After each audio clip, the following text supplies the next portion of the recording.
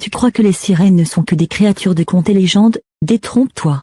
Ce que tu vas entendre est une histoire cachée pendant des siècles, un amour interdit et une malédiction qui a changé la mer pour toujours.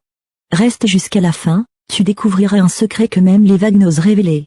Il y a très longtemps, bien avant que les humains n'arpentent les rivages que nous connaissons aujourd'hui, vivait une jeune sirène nommée Marina. Elle était la fille unique d'un roi des mers, un souverain sage et respecté dans un royaume sous-marin baigné de lumière et protégé par des barrières magiques. Un soir, alors que Marina nageait près des jardins de coraux lumineux, son père vint la rejoindre. « Marina, ma fille, dit-il d'une voix douce mais ferme. Sois prudente. La surface n'est pas faite pour nous. Les humains ne comprennent pas nos lois, et leur monde est rempli de dangers invisibles. » Marina leva ses yeux brillants vers lui. « Père, je sais que tu me protèges, mais je veux comprendre ce qu'il y a là-haut. Je veux savoir comment vivent les humains, leurs chants, leurs fêtes. » Le roi soupira et passa sa main sur ses cheveux argentés. « La curiosité est une belle qualité, mais elle peut être dangereuse. Jamais tu ne dois toucher le coquillage d'ombre. Il contient une magie ancienne, capable de lier ton âme aux ténèbres pour l'éternité. Promets-moi que tu ne t'en approcheras jamais. » Marina acquiesça, mais au fond d'elle, une flamme de curiosité brûlait. Elle savait qu'un jour, elle voudrait braver l'interdit. Les années passèrent. Marina grandit, plus belle et plus curieuse que jamais. Ses journées étaient rythmées par l'exploration des abysses, les chants des dauphins et les histoires des anciens sur les navires engloutis.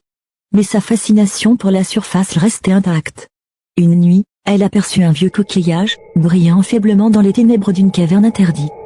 Sans réfléchir, elle s'approcha. Le coquillage d'ombre, le même que son père lui avait interdit de toucher. « Marina » murmura une voix dans sa tête. « Ne touche pas », mais c'était trop tard.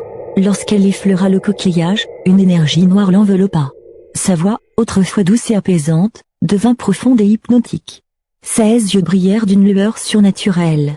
Les prêtresses apparurent dans un tourbillon de lumière. « Marina, rends-le. Tu ne comprends pas ce que tu fais. » Marina, fascinée, murmura. « Je veux comprendre, je veux savoir. » Le coquillage s'illumina d'une lumière noire. Marina hurla alors qu'une force la liait aux abysses. Elle comprit que son destin venait de changer à jamais. Des siècles passèrent. Marina erra dans les profondeurs, découvrant des créatures inconnues et des trésors engloutis. Chaque soir, elle chantait, et son chant, bien qu'hypnotique et triste, attirait parfois des humains vers les flots.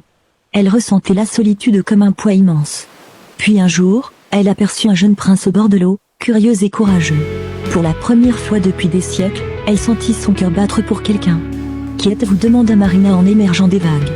« Je suis un prince, » dit-il, fasciné. « Et vous, vous êtes une sirène ?» Marina inclina la tête.